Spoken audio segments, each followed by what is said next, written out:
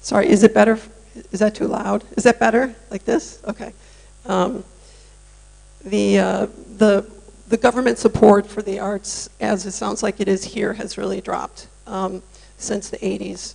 And so filmmakers go to film funds, they go to foundations, and they go to wealthy individuals who have become a really important player in the in the US doc scene, and I can say some more about that after I show some clips.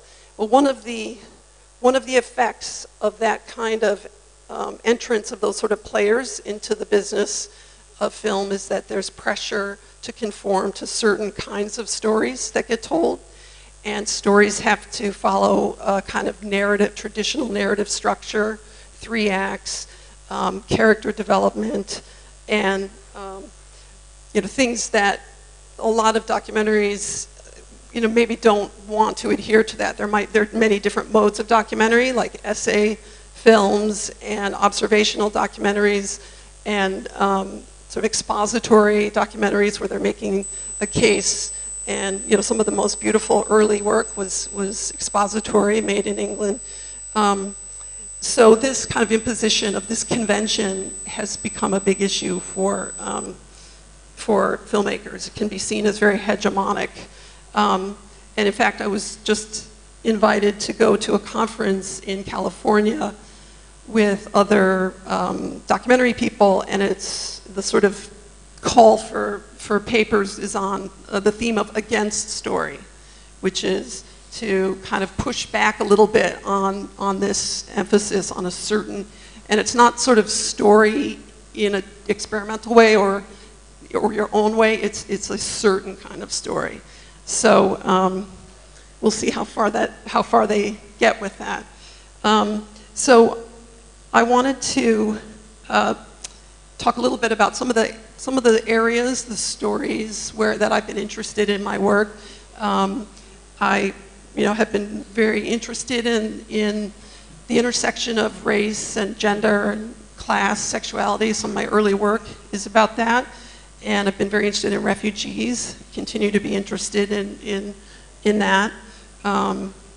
Also interested in the role of women in the US military, and I'm going to show you 2 clips from a film I made called Lioness, which is really about the war in Iraq and how women were sent into combat, and then the sort of human cost of that, both for the Iraqis, obviously, and for the women that were sent.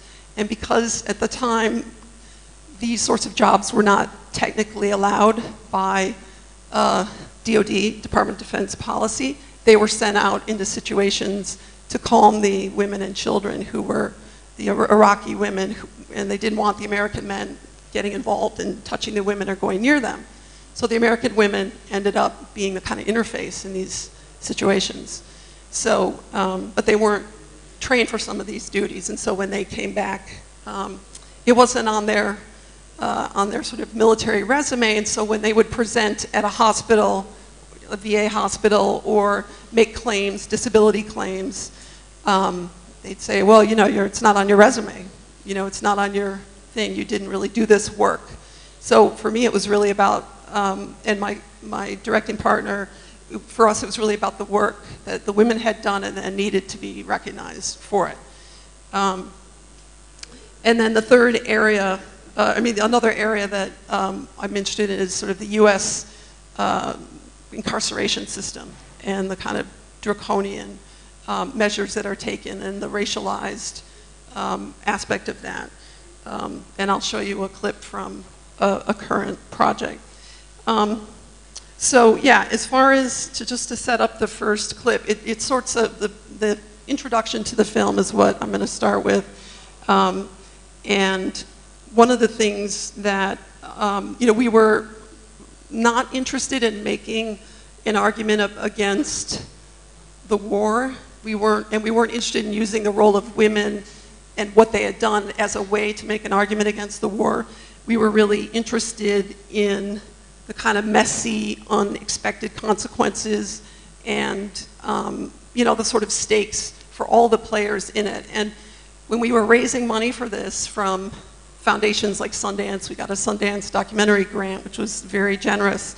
You know, I wrote that grant and made the argument that, you know, the U.S. military is the largest public institution in the country.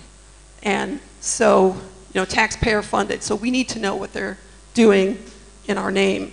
And I think that sort of traditional kind of approach from on the left would be, well, we want you to make the argument against the war. And that came up in some of our meetings when we would show rough cuts of the documentary. And we would say, you know, we're really more interested in trying to understand the everyday experience of what these folks went through.